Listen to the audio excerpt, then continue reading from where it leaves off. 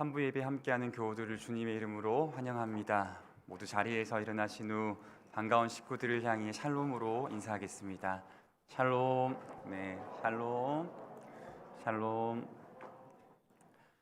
이 시간 주님 예배하는 잠중의 식구들에게 우리 하나님 아버지와 주 예수 그리스도로부터 은혜와 평강이 함께하기를 삼위 하나님의 이름으로 기원합니다. 임내 찬양 드리겠습니다.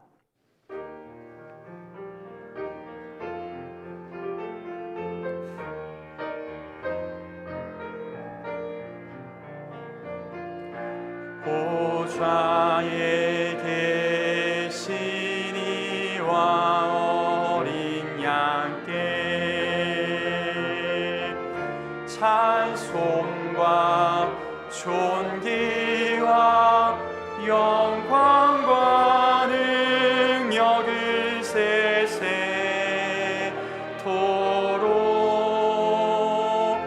돌리지어다.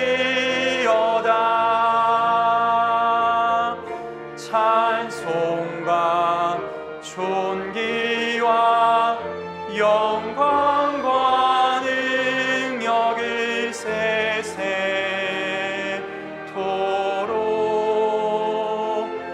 돌리지어다.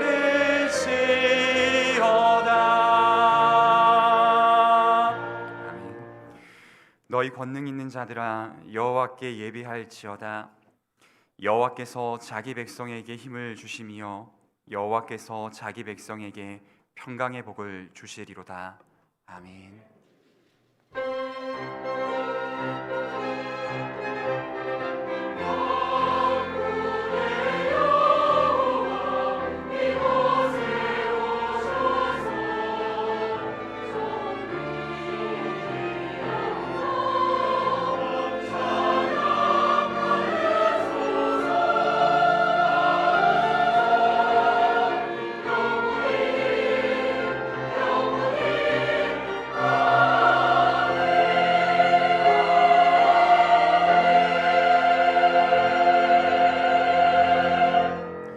삼위 하나님께 사도신경으로 우리의 신앙을 고백하겠습니다.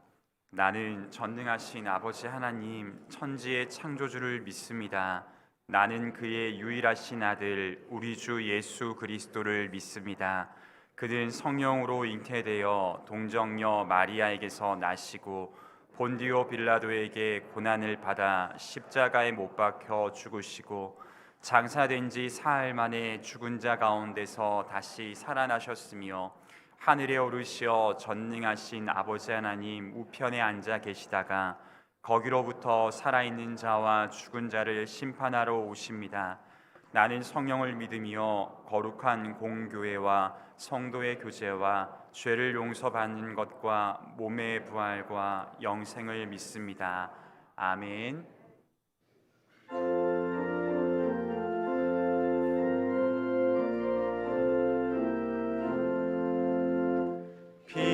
피난처 있으니 환난을 당한 자 이리 오라.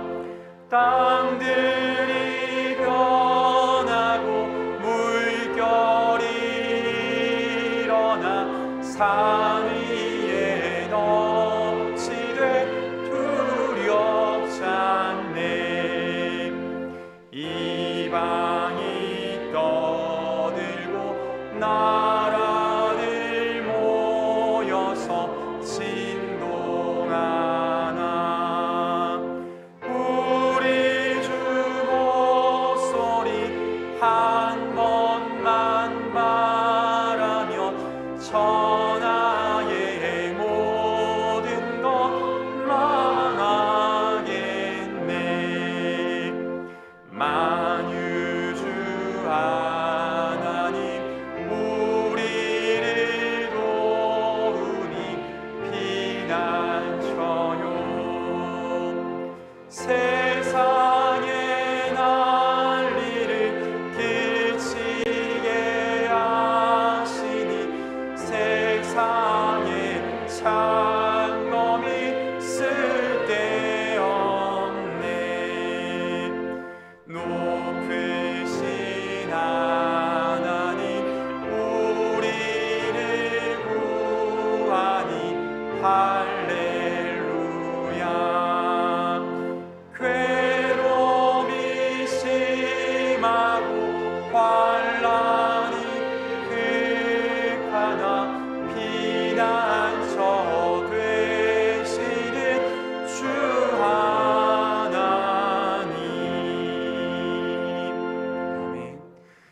자리에 앉으셔서 하나님 아버지께 참회의 기도 드리겠습니다. 아버지 하나님, 지난 한 주간 뒤돌아보면 세상 사람들에게 즐거운 것이 되고 그들에게 향기롭다는 말을 듣기 위해 옛사람의 자리를 맴돌았습니다. 주님의 자녀답지 못한 삶을 고백하니 용서하여 주옵소서. 바라기는 우리의 삶이 세상 모든 사람들이 향기롭게 느끼지는 못하는 사망에 이르는 냄새일지라도 하나님 맡으시기에 향기로운 냄새가 되게 하여 주시옵소서. 이를 위해 날마다 성령님의 이끌림을 받는 새 사람으로 살아가는 잠중의 가족들 되게 하여 주옵소서. 지금은 계속해서 아버지와 나만이 아는 죄를 생각하며 참회의 기도 드리겠습니다.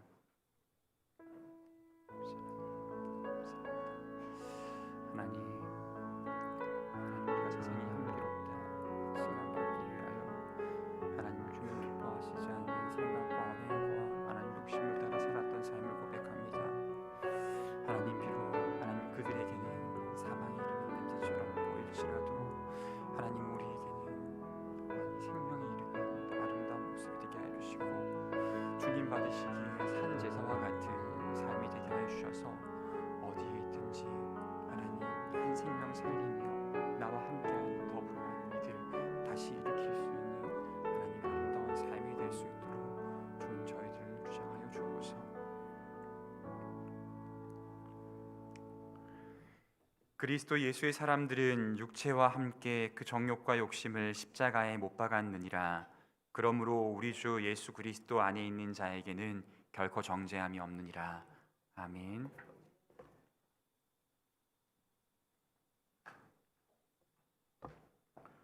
여호와는 선하시며 저희가 힘들고 지칠 때 항상 어디에서나 우리의 산성이 되어주시는 신실하신 하나님 감사합니다. 오늘도 거룩한 주일을 맞이하여 주님의 품으로 불러주시고 함께 찬양하며 예배드릴 수 있도록 인도해 주신 주님의 은혜에 감사드립니다. 예배를 통해 흔들리는 믿음이 있다면 꺾어지지 않도록 곧게 세워주시고 교만한 마음을 겸손하게 해주시며 분노의 마음을 용서로 내어주는 마음으로 변화시켜 주셔서 온유하면서도 절제하며 살아가는 우리의 삶이 되게 해 주옵소서.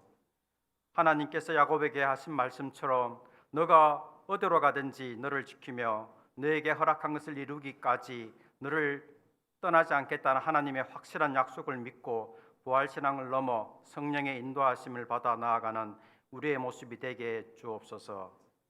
교회를 사랑하시는 주님, 하나님의 작정하심에 따라 이곳에 교회 공동체를 세워주시고 지금까지 선하게 인도해 주신 하나님의 은혜에 감사드립니다. 제 교회가 사도교회처럼 너가 살아있으나 실상은 죽은 자라는 주님으로부터 책망을 받지 않게 하시고 빌라델피아 교회처럼 작은 능력을 갖고서도 주님의 말씀에 순종함으로 하나님께서 여전히 우리를 사랑하고 계심을 알게 하시며 미션 처치로 돌아가 생명 전수에 힘쓰는 아름다운 교회 되게 주옵소서.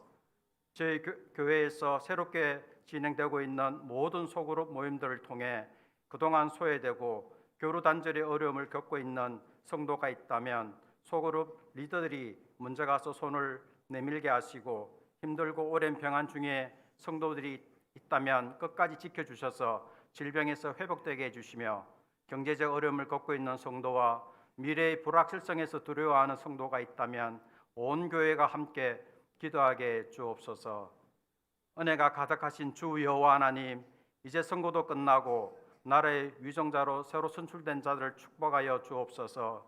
이들이 하나님 앞에서 민족과 나라를 위해 정직히 행하게 하시고 이들을 통해 하나님의 공의가 하수같이 흐르게 하시며 무너진 질서를 다시 회복할 수 있도록 은혜 내려 주옵소서.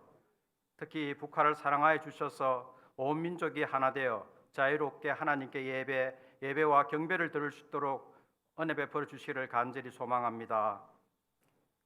이 순간에도 세계 만방 곳곳에서 복음을 전하시는 선교사들의 형편을 돌아보시고 어려움이 있다면 주님의 손길로 도와주시고 힘들고 어려운 사명일지라도 꺾이지 않는 마음과 샘물 같은 기쁨으로 행하게 하시며 이를 위해 저희들도 후원하며 기도하게 하옵소서. 오늘도 목사님을 통해 주시는 하나님의 말씀이 지혜자의 말씀이 되어 삶의 현장에서 살아갈 때 능력이 되게 하시고, 복된 예배를 위해 찬양으로 영광 돌리는 할렐루야 찬양대와 예배를 위해 곳곳에서 수고하시는 모든 손길들을 축복하여 주옵소서. 거룩하신 예수님 이름으로 기도드립니다. 아멘.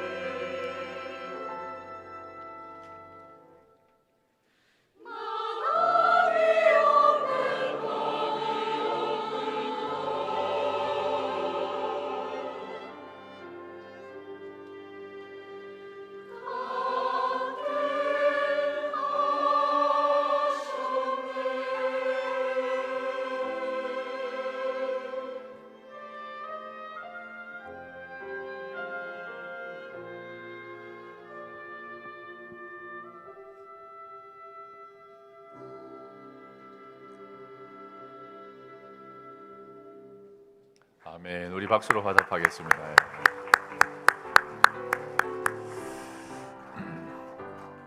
모든 영광을 하나님께, 모든 영광을 하나님께, 온 마음과 뜻 다해 주사모합니다.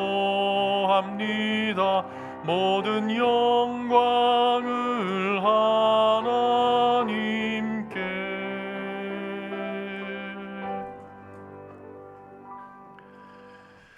하나님 말씀은 구약 성경 사무엘상 21장 10절에서 22장 2절까지입니다. 한 목소리로 읽겠습니다. 그날에 다윗이 사울을 두려워하여 일어나 도망하여 가드 왕 아기스에게로 가니 아기스의 신하들이 아기스에게 말하되 이는 그 땅의 왕 다윗이 아니니까 무리가 춤추며 이 사람의 일을 노래하여 이르되 사울이 죽인 자는 천천히요 다윗은 만만히로다 하지 아니하였나이까 한지라.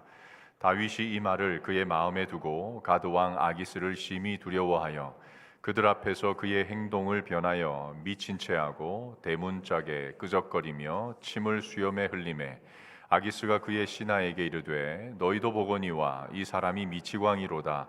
어찌하여 그를 내게로 데려왔느냐? 내게 미치광이가 부족하여서 너희가 이 자를 데려다가 내 앞에서 미친 짓을 하게 하느냐?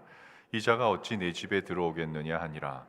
그러므로 다윗이 그곳을 떠나 아둘람 굴로 도망하매 그의 형제와 아버지의 온 집이 듣고 그리로 내려가서 그에게 이르렀고 환난당한 모든 자와 빚진 모든 자와 마음이 원통한 자가 다 그에게로 모였고 그는 그들의 우두머리가 되었는데 그와 함께 한 자가 400명 가량이었더라. 아멘. 할렐루야. 찬양대 감사합니다. 조선 중엽 정세가 굉장히 불안했잖아요. 그래서 민간에서는 어떤 관심을 갖고 있었는가 하면 이 전쟁이나 재난 같은 것이 났을 때 안전하게 은신할 수 있고 자급자족할 수 있는 그런 자리, 그런 땅, 이것을 가리켜서 이제 그 당시에 이제 10곳을 이렇게 10곳이 회자됐는데 그곳을 십승지라고 그럽니다. 그 십승지 가운데 한 곳이 전북 부안에 있는 변산입니다. 당시 노비들이 굉장히 많았던 시대인데 부당한 압제를 견디다 못해 도망친 노비들이 가장 선호한 곳이 바로 이 변산 반도였습니다. 장광 80리라 그러지 않습니까? 길이와 너비가 약 30km 정도 되고 그 변산 반도 안에 산 봉우리가 한 300개 정도가 있습니다. 게다가 삼면이 바다니까 사시사철 먹을 것이 떨어질 일이 없는 거죠. 굉장히 좋은 곳입니다. 그리고 그 변산의 생김새, 길 자체가 지형이 이 양의 내장같이 구불구불 굉장히 복잡하게 생겼고 만약 어떤 일이 있다 하더라도 최후에는 저 바다로 배를 타고 나가버리면 서해의 1000개 넘는 섬으로 얼마든지 도망칠 수 있어서 정말 안전한 곳이었습니다. 최고의 십승지 중 하나였습니다. 그래서 당시 국가의 이 관군들은 뭐 아예 엄두 말할 것도 없고 그 노비들을 전문적으로 찾아다니는 사람들을 뭐라 그럽니까? 추노꾼들이라 그러잖아요. 추노들도 이 변산에 이 노비가 도망갔다 그러면 아예 찾기를 포기할 정도로 그런 안전한 곳이었습니다. 예로부터 오갈 데 없는 사람들이 마지막에 가는 곳은 항상 그 땅의 경계, 변두리. 그래서 변산의 변자가 끝변자거든요. 끝지점이란 말입니다. 변방이라는 뜻이죠. 우리 삶에도 그럴 때가 있습니다. 꼭 물리적인 마지막 땅이 아니라 살다 보면 너무 지치고 힘들고 이런저런 일로 마음이 상해서 우리 심정의 그 경계에 갈 수도 있고 그 변방에 설 때도 종종 있습니다. 오늘 읽은 본문에는 이스라엘의 변방으로 간 두 부류가 나오는데 이 두 부류의 성격이 조금은 다릅니다. 먼저 다윗을 한번 보겠습니다. 여러분, 다윗은 지금까지 다윗이 한 일이 특별한 게 없습니다. 골리앗과 맞서서 싸워 그를 죽였고 이 사울의 이 심정이 굉장히 불안정했잖아요. 하프를 켜면서 그의 마음을 안정시켜주고 그리고 나가는 전쟁마다 군대 장관으로서 이스라엘의 승리를 가져다 준 일, 그것이 다윗이 한 전부였습니다. 그런데 어느 날 이 사울이 그 마음 속에서부터 시작된 질투와 이 미움 때문에 실수한 것 없이, 잘못한 것 없이, 이유 없이 그냥 도망자 신세가 되고 말았습니다. 열심히 살다가 이런 일을 만나면 사람들은 억하심정, 억울한 마음이 가득 차게 됩니다. 어떤 어려움을 당해도 마찬가지죠. 내가 성실하게 살았는데 왜 내가 이런 일을 당해야 되지? 라는 생각이 들면 그때부터 정말 힘듭니다. 그런데 누차 지금까지 말씀드렸듯이 이런 현상은 우리 인간 세계의 기본값, 디폴트입니다. 이게 우리의 기본이에요. 고는 우리 인생을 절대 떠나지 않습니다. 이상하게 여기거나 왜 그런가 이유를 따질 일이 전혀 아니란 말이죠. 지금까지 인류가 연구한 이 인간관계에 관한 연구들, 그 결론을 보면 거의 대동소이합니다. 우리 살아가면서 만나는 사람들이 있지 않습니까? 주변에 그 사람들 가운데 대략 10명 중 비율로 보면 10명 중 한 2명은 내가 어떻게 해도 나를 좋아해 주는 사람들입니다. 한 6명 정도는 내가 이런들, 내가 저런들 아무 관심이 없어요, 나한테. 내가 힘들다 그래도 공감해 주는 척하지만 속으로는 관심 없는 사람들이 대부분이에요. 그리고 나머지 한 2명 정도는 내가 뭘 해도 그냥 싫은 사람들입니다. 숨만 쉬어도 싫어요, 그냥 내가. 이런 사람들이 우리 주변에 있지 않습니까? 제가 증명해 볼게요. 예수님 한번 보십시오. 예수님 이 땅에 오셔서 정말 선한 일들만 하셨습니다. 그렇지 않습니까? 사람들 살리고 위로하고 회복시키는 선한 일, 그리고 하신 말씀들은 단 한마디도 하나님 편에서 옳지 않은 말이 없는 그런 말씀을 하셨습니다. 말과 행동에 있어서 완벽했음에도 불구하고 바리새인들은 죽이지 못해서 안달이었습니다. 모세 한번 보십시오.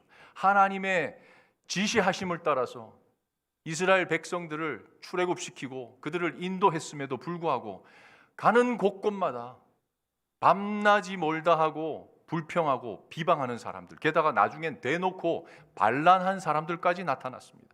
뭘 그리 잘못했기에? 아니잖아요. 바울 한번 보십시오. 바울은 극적으로 예수님을 조우한 다음에 자기가 만난 예수를 전하기 위해서 자기 생명, 자기 인생을 몽땅 건 사람입니다. 결혼도 하지 않고 가는 곳마다 교회를 세워서 그곳에서 복음으로 그들을 키워내고 말씀으로 양육해서 마치 자식을 낳듯이 그렇게 사람들을 만들어냈단 말입니다. 그런데 결국 많은 사람들이 자기의 영적 아비 같은 이 바울에게 배척하고 미워하고 의심하고 그랬지 않습니까? 이게 우리 인생이란 말이죠. 이 지점에서 우리가 꼭 기억할 게 있습니다. 이런 현상은 우리 살아가는 인생길에서 만날 수 있는 아주 자연스러운 우리의 디폴트라는 사실을 평생 잊으시면 안 됩니다. 물론 힘들 수 있습니다. 그러나 그럴 때마다 그러려니 하고 지나가야지, 거기에 내가 과하게 억울해하거나 과하게 감정을 표현하거나 과하게 반응하는 것은 내 인생에 해가 될 수도 있단 말입니다. 특별히 믿는 우리들의 모임인 교회가 그러해야만 할 이유를 오늘 본문을 통해서 함께 생각해 보겠습니다. 여러분, 하나님을 믿는 성도라도 내가 당한 일이 너무 억울하다 생각하면 그때부터 거기에 함몰이 되어 판단력을 상실하게 됩니다. 판단력이 흐려지는 크게 2가지 중요한 과정이 있는데, 1차적으로는 나를 힘들게 한 그 사람, 그 일, 그 사건만 집중적으로 본다는 거예요. 눈이 거기서 못 벗어나요.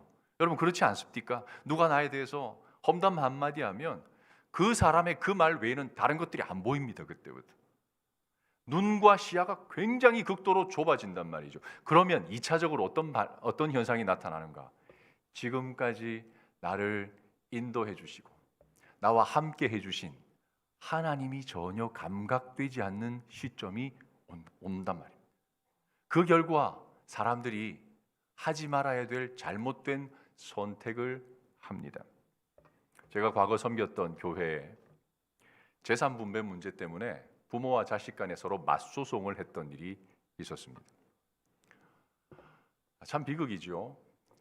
정말 지금까지 제가 뭐 나이도 얼마 되지 않고 경험도 많지 않지만 지금까지의 경험만으로도 확실히 말씀드릴 수 있는 게 천륜 아닙니다. 천륜 다음에 쩔륜입니다. 쩔륜. 돈이 핵심이에요. 이게 걸리면 부모, 자식, 형제간 의미가 없어요. 중마고가 하루 만에 등 돌리는 걸 저는 수도 없이 지금까지 교회 안에서만 봤습니다. 자, 100번 양보해서 그건 현실적인 문제니까 돈이 걸린 그럴 수 있다고 칩시다. 근데 문제는 이제 그 다음에요. 한쪽이 이겼습니다. 최종 재판에서 승소를 했는데 그 오는 주일에 그 교회에서는 이 감사헌금을 마지막에 이렇게 읽거든요. 하필 그날 제가 사회였습니다. 그분이 감사헌금을 냈습니다. 제목이 뭐냐? 재판에서 이길 수 있어서 감사하다. 제가 순간 말문이 막히고 머리가 멍해지고 어찌할 줄을 몰랐습니다. 제가 가장 무섭게 여기는 게 뭔지 아십니까? 그 모든 과정에 하나님이 조금도 느껴지지 않는다는 것. 하나님이 조금이라도 보이고 하나님이 이만큼이라도 느껴졌다면 절대 할 수 없는 말들과 반응이 있다는 것이 너무 슬프고 무서웠습니다. 오늘 본문에도 사실 그런 장면이 있습니다. 다윗이 여기까지 오는 그 과정에서 다윗이 놓친 중요한 사실이 하나 있습니다. 자, 지금 이 시점에 사울이 어떤 액션을 취한 게 있습니까? 없습니까? 군대를 동원했습니까? 안 했습니까? 지금 이 시점에 사울은 아무 액션을 취하지 않았습니다. 다윗이 질에 겁에 질려서 몸을 피신하는 것을 넘어서서 아예 국경을 뛰어넘어 하나님을 대적하는 나라, 원수의 나라, 블레셋의 왕 아기스에게로 가버렸습니다. 자, 보십시오. 억울함, 두려움, 염려에 내가 함몰이 되면 하나님과 굉장히 가까운 성도라 해도 결국 하나님 기뻐하지 않는 선택을 할 수 있고 하나님의 대적, 그 악을 나의 피난처, 나의 도움, 나의 평안으로 삼을 수도 있다는 겁니다. 사람이 그만큼 약해요. 우리는 절대 우리 인생 보장 못합니다. 보증 못해요. 얼마나 약한지 다윗 보십시오. 머리부터 발끝까지 하나님의 은혜와 성령으로 충만한 사람이지만 결정적으로 그 억울함과 두려움과 염려에 함몰되니 가지 말아야 할 곳에 하지 말아야 할 일을 하고 있다는 거죠. 우리 삶은 이렇게 복잡해 보입니다. 참 복잡하죠, 그죠? 맞죠? 참 복잡한 것 같습니다. 근데 진짜 삶이 복잡한가 한번 묻고 싶어요, 여러분께. 진짜 삶이 복잡합니까? 삶이 진짜 복잡해 보이는데 사실은 삶은 굉장히 단순합니다. 뭐가 복잡한가? 우리의 머리와 우리의 생각이 복잡한 거예요. 무슨 말인지 아시겠죠? 삶은 영화 제목처럼 먹고 기도하고 사랑하고 일하는 거예요. 우리 삶은 간단합니다. 아침에 눈 떠서 밥 먹고 내게 주어진 그 일을 하고 내게 주어진 사람들 사랑하고 그날 밤에 평안하게 눈 감고 삶은 굉장히 간단해요. 그러나 그 과정 속에 나의 생각과 나의 마음이 너무 복잡해서 삶이 힘들어지는 거예요. 그래서 영적으로 건강한 사람들은 이 삶에서 만나는 모든 사건, 사고들을 최대한 단순화시킵니다. 그 요셉을 한번 보십시오. 요셉이 그랬거든요. 형들의 손에 직접 죽을 뻔했던 이 공포라는 것은 정말 무서운 거예요. 그렇지 않습니까? 가족의 손으로 죽임 당한다는 거, 이보다 무서운 일이 없어요. 그걸 당했지요. 헐값에 팔려 나갔지요. 타국에서 노예 생활했지요. 거룩함과 순결을 지키려다 강간범으로 오해받아 감옥살이 했지요.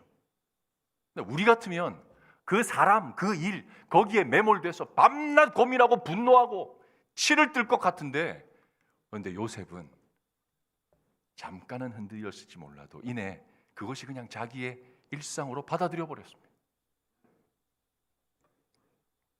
예수님도 그러셨죠. 얼마나 미워하는 사람들이 그를 죽이려고 벼랑 끝에 밀어 죽이려고 했음에도 불구하고 그 마음 흔들리지 않고 그냥 지나가잖아요. 다니엘도 자기 이름 바꾸고 그곳에서 모욕을 주고 하나님 믿으면 죽인다 해도 그냥 자기의 삶으로 받아들였지 않습니까? 초대교회가 형성되자마자 순교당한 야고보를 보십시오. 그 다음날 죽게 예정이 되어 있었던 베드로, 그럼에도 불구하고 깊이 잠들 수 있었던 그 마음 도대체 뭘까요? 그냥 그때를 나의 것으로 받아들였다. 복잡하게 생각하면 안 돼요. 영혼이 건강한 사람은 그 마음과 생각이 우리의 삶처럼 단순해지게 되어 있습니다. 어떻게 그럴 수 있는가? 나의 감정과 판단보다 하나님의 인도하심, 하나님의 이끄심을 더 신뢰할 때 그렇게 할 수 있다는 겁니다. 무슨 말인지 아시겠죠?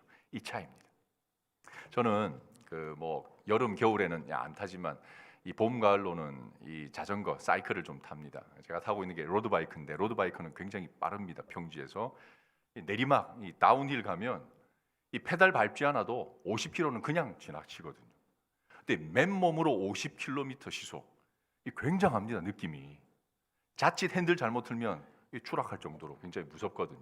근데 여러분 아시다시피 KTX나 SRT 한번 타고 가보십시오. 최고 300 찍습니다. 숫자로. 근데 여러분이 그 안에서 속도감 느끼십니까? 속도감 1도 못 느껴요. 우리의 감각이 굉장히 예민하고 정확할 것 같지만 사실 우리 감각은 절대 정확하지 않습니다. 그다지 정확하지 않아요. 그래서 전투기 조종사들 훈련시킬 때 가장 중요하게 훈련시키는 게 바로 계기 비행이라는 겁니다.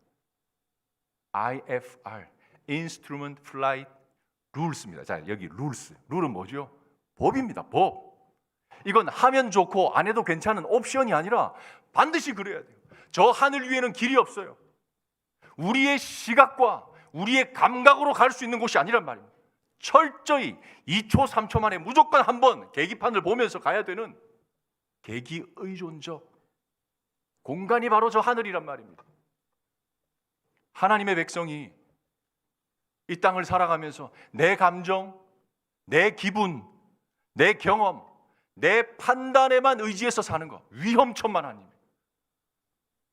그리스도인들이 왜 많은 부분에서 실수하고 넘어지는가? 바로 이것 때문에. 나의 그때 그 감정에 완전히 몰입되고, 나의 그때 기분에 좌우되고, 나의 판단에 사로잡히고, 나의 경험에 사로잡혀서 선택을 하다 보니 가지 말아야 할 곳에 있고 하지 말아야 할 짓을 하고 있는 낯선 자기를 보게 되는 거죠. 다윗처럼. 다윗 지금 얼마나 낯선 상황입니까? 그런 다윗의 오판에 대해 하나님이 직접 개입을 하시는데 그 장면이 11절입니다. 우리 21장 11절 같이 읽어보죠. 아기스의 신하들이 아기스에게 말하되 이는 그 땅의 왕 다윗이 아니니까 무리가 춤추며 이 사람의 일을 노래하여 이르되 사울이 죽인 자는 천천히요 다윗은 만만이로다 하지 아니하였나이까 한지라. 여러분 삼국지나 그 사마천의 사기를 보면 이 전쟁 이야기가 되게 많이 나오는데 거기 보면 전쟁하다가 상대의 적국 이 대장 장군을 사로잡았을 때의 장면들이 참 많습니다. 그때 어떻게 하든가요?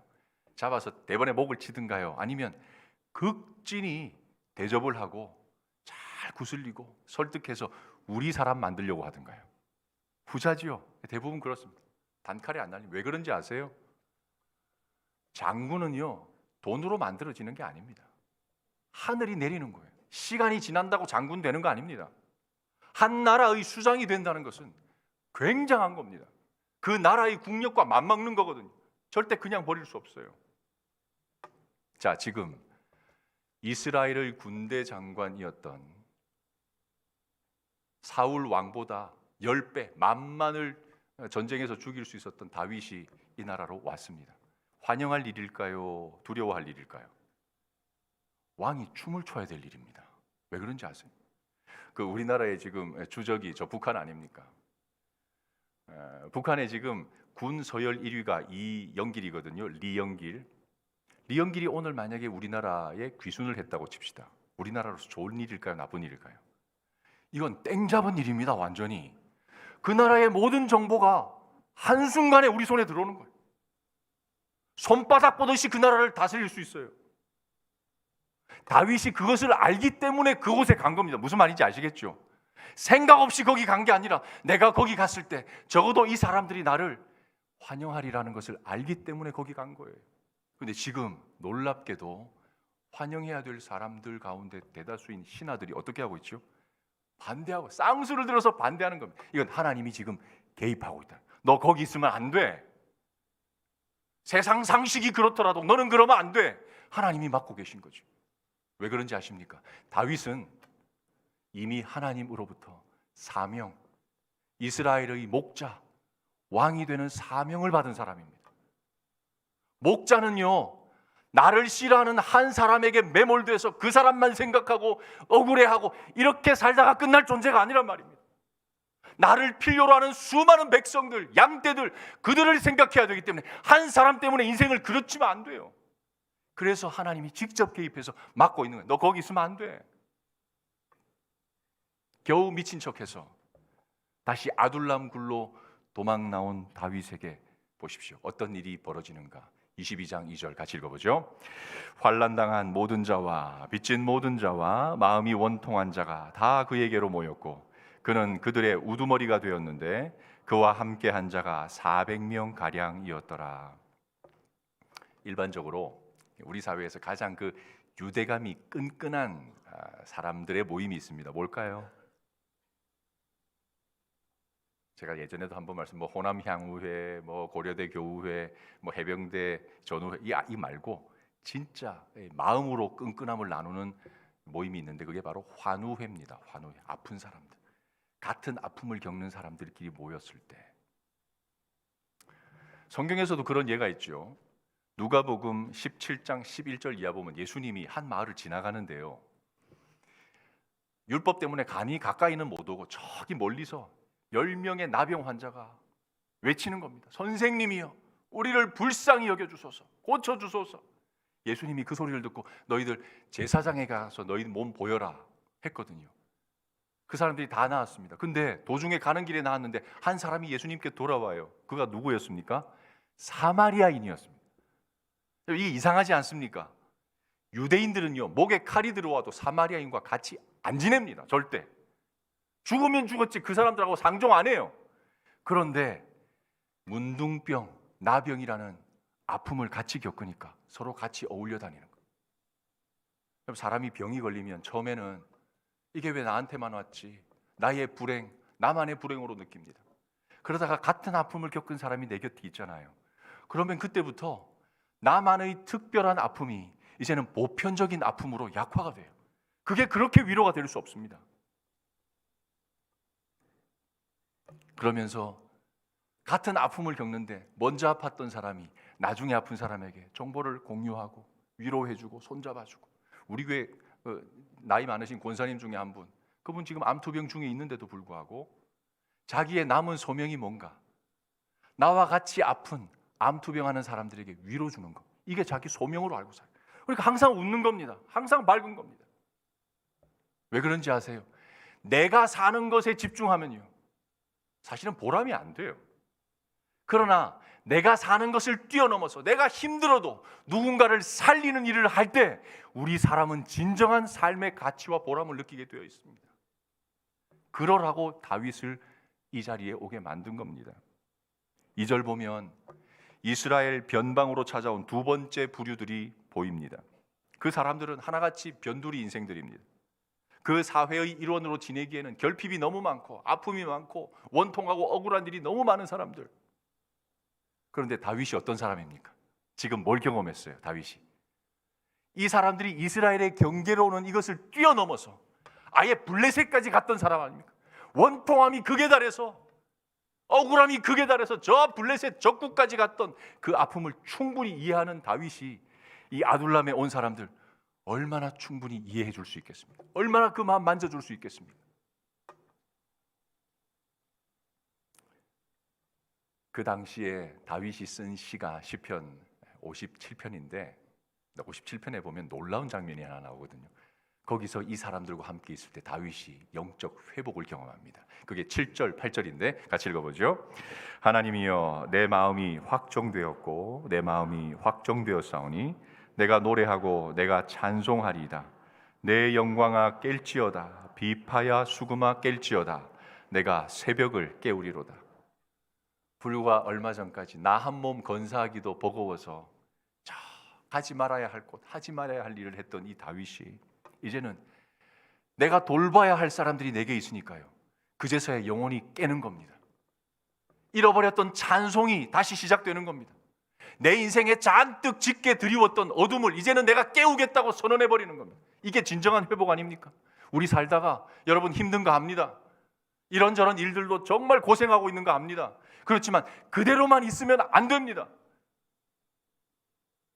그때 내 곁에 나의 도움을 필요로 하는 여린 한 사람, 아픈 한 사람을 보셔야 돼. 같이 가야 돼. 그래야 내가 회복되고 그도 회복되고 우리 모두가 회복되는 역사가 일어나는 것입니다. 그런 교회를 오늘 이 세상은 기다립니다. 우리 하나 살기 바빠가지고 정신 못 차리는 그런 교회 말고, 우리 힘들어 죽겠지만 그럼에도 불구하고 함께 가자고, 어려운 사람 찾아 나서고 함께 손잡아주고 함께 울어주고 할 그런 교회와 성도를 오늘 이 세상은 기다리고 있다는 사실 믿으실 수 있기를 바랍니다. 나 사는 것보다 누군가를 살릴 때 하나님은요, 이전에 없던 힘, 능력, 보람, 가치에 눈을 뜨게 해주십니다. 오늘 저와 여러분이 이 어려운 시대, 다들 자기만 바라보는 시대, 우리 교회만 바라보는 이 시대에 이제 그런 교회 말고 저 세상의 아픔을 안아주고 눈물 닦아줄 수 있는 그런 교회가 될 수 있기를 주님의 이름으로 축원합니다. 이제 말씀을 기억하면서 다 같이 일어나셔서 마지막 찬양하겠습니다.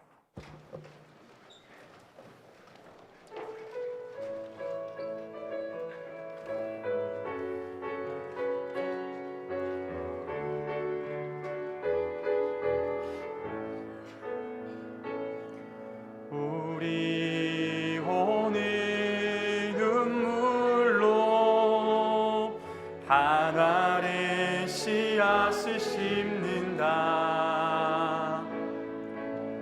꿈꿀 수 없어 무너진 가슴에 저들의 푸른 꿈 다시 돋아나도록 우리 함께 땀 흘려 소망의 길을 만든다. 내일로 가는 길을 찾지 못했던 저들 노래하며 달려가 그 길. 우리 오늘 눈물로 우리 오늘 눈물로 하나의 씨앗을 심는다. 꿈꿀 수 없어 무너진 가슴에 저들의 푸른 꿈 다시 돋아나도록 우리 함께 땀 흘려 소망의 길을 만든다. 내일로 가는 길을 찾지 못했던 저들 노래하며 달려갈 그 길. 그날에 우리 보리라. 새벽 이슬 같은 저들 일어나 뜨거운 가슴 사랑의 손으로 이 땅 치유하며 행진할 때 오래 황폐하였던 이 땅 어디서나 순결한 꽃들 피어나고 푸른 의의 나무가 가득한 세상 우리 함께 그날에 우리 보리라. 그날에 우리 보리라. 새벽 이슬 같은 저들 일어나 뜨거운 가슴 사랑의 손으로 이 땅 치유하며 행진할 때 오래 황폐하였던 이 땅 어디서나 순결한 꽃들 피어나고 푸른 의의 나무가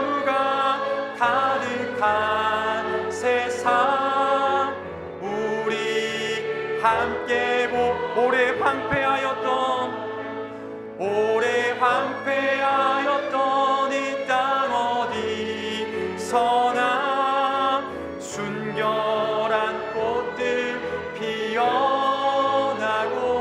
푸른 의의 나무가 가득한 세상.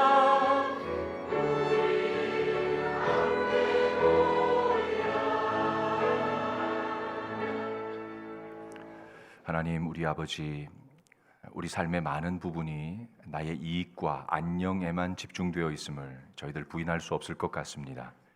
바라기는 이제는 하루를 살아도 나를 통해 누군가를 이롭게 하고 쓰러져 있는 이를 일으키고 억울하고 원통한 이들의 마음을 풀어주는 사람 되게 하여 주옵소서. 불과 얼마 지나지 않으면 우리 다 주님 앞에 서게 될 안개 같은 인생들입니다.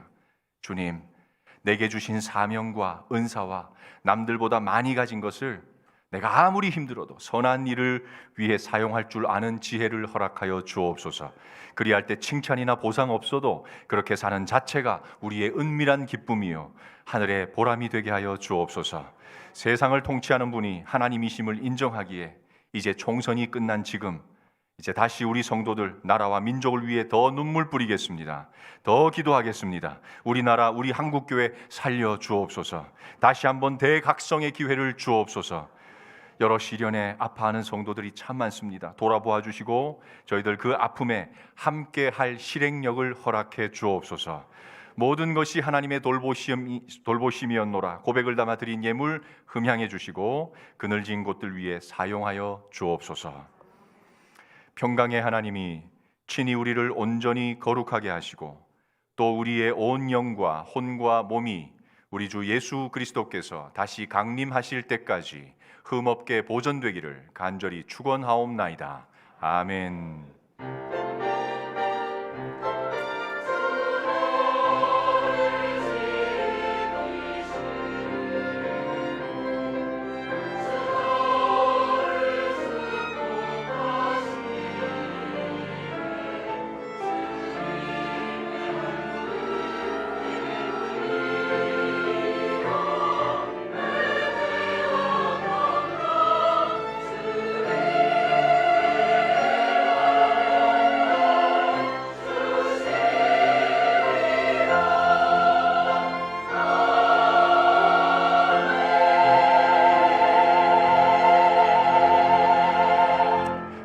예배를 마쳤습니다. 자리에 앉으시고 이제 새가족 환영회 할 텐데 그 전에 잠시 소개할 분이 있습니다. 우리 협력 선교사님이신 남아공에서 사역하는 김영애 선교사님 함께 하셨으면 자리에 잠시 우리 박수로 환영하겠습니다. 감사합니다. 나중에 나가실 때 인사하시면 좋겠고 이제 새가족 수료식을 하겠습니다.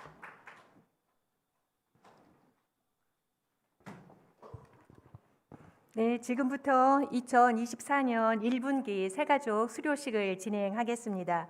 2023년 12월 17일부터 2월 24년 2월 18일까지 2달 동안 29분의 새가족분들이 모두 새가족의 모든 교육 과정을 충실히 수료했습니다. 29분 모두 이제 정식으로 잠중의 교인이 되어서 한 식구가 되었습니다. 수료자분들 한 분 한 분 얼굴과 이름을 기억하시고 아낌없는 박수와 환영 부탁드립니다. 29분 중 오늘은 25분이 참석하셨습니다. 차례로 나오실 텐데 큰 박수로 맞아 주시기를 바랍니다. 네. 수료자분들은 앞으로 나오셔서 계단에 등단해 주십시오. 등단하는 수료자들 성함은 장한별, 송용관, 송용관, 김민영 부부, 박인순, 하문지, 이명호, 이세훈, 이현구, 이지혜 부부, 안옥희, 임영진, 윤혜영, 이진표 부부, 김선미, 김은희, 홍성희, 우희선, 최진성, 윤도원, 이연건 부부, 김연옥, 어혜영 부부, 유인실, 장수호, 정지원, 정진호 부부입니다.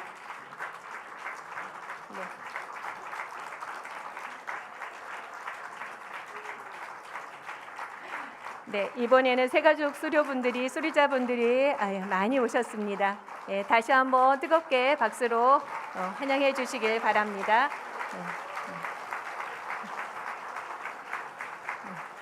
예, 29분을 대표해서 하문지 성도님 새가족 수료 증서를 받겠습니다. 네, 증서 전달은 담임 목사님께서 하시겠습니다.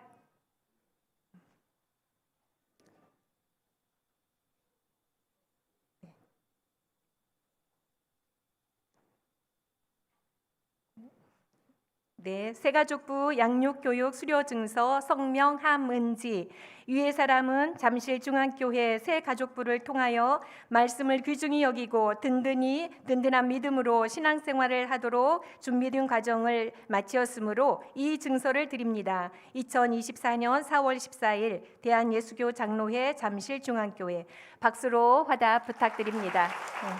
네.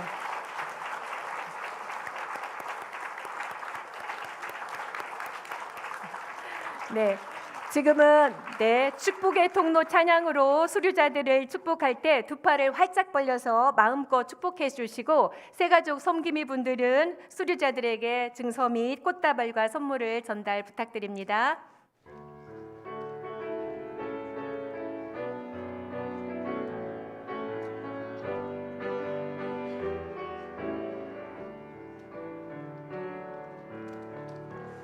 당신은 하나님의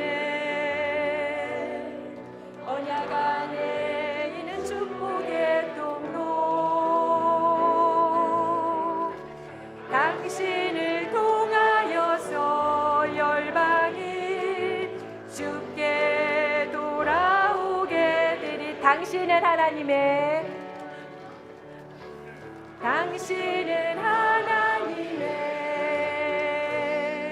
언약 안에 있는 축복의 통로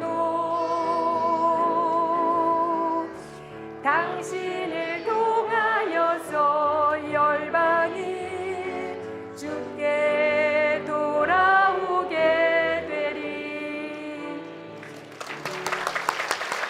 네, 수료자분들을 위해서 담임 목사님께서 축복 기도해 주시겠습니다. 예, 정말 행복한 순간입니다. 하나님 아버지, 저희의 믿음의 가족이 이 자리에 이렇게 서서 우리와 얼굴과 얼굴을 맞대었습니다. 주님, 우리 소중한 영적 피부치들입니다. 주님, 이제 함께 사랑하고 함께 남은 순례의 길 걸어갈 때에 우리에게 필요한 모든 것을 하나님이 적절한 때에 적절한 방법으로 공급하여 주시고 이들이 살아가는 삶의 현장에 주의 성령이 항상 임마누엘 해주시며 이들이 기도할 때에 그 기도에 신속히 응답해 주시며 이들을 통하여 뭇사람들이 구원받는 역사가 끊임없이 일어나게 하여 주옵소서. 각 가정에 건강을 주시며 필요한 모든 복을 채워주시기를 간절히 바라옵고 예수님의 이름으로 기도하옵나이다. 아멘. 우리 다시 한번 뜨거운 박수로 환영하겠습니다. 감사합니다. 이제 들어가셔도 되겠습니다. 자리에 들어가셔도.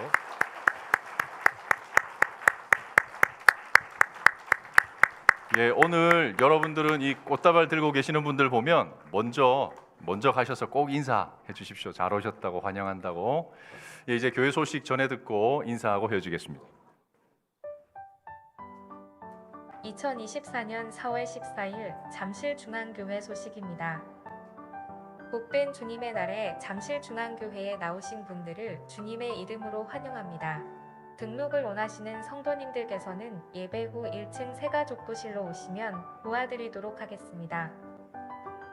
24년도 1분기 새가족 수료식이 오늘 상부 예배 후 본당 대예배실에서 진행됩니다. 당회위원회 연석회의 예고입니다. 다음 주일 오후 2시 40분에 지하 친교실에서 당회원 및 각 위원회 위원장 대상으로 회의가 있습니다. 부활절 절기 헌금 안내입니다. 총 4,011만 2천 원으로 결산되었으며 전액 교회의 어려운 이들을 위한 잠중 디딤돌뱅크에 사용됩니다. 기관 소식입니다. 교육위원회 원래회가 오늘 오후 1시 30분 교육관에서 모입니다. 남전도회 구성 관련 공지입니다.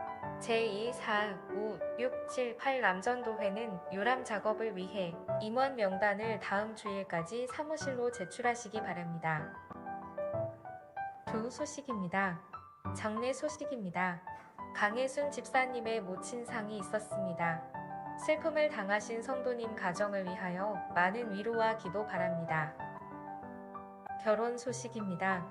광로의 집사님과 이경자 집사님의 장남 마론군이 오는 20일 결혼합니다.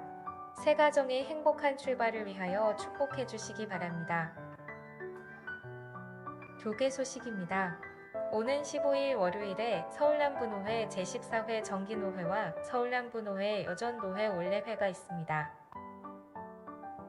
할렐루야! 언제 어디서나 나는 하나님의 성전 그리스도의 교회입니다. 예배를 마칩니다. 안녕히 돌아가세요.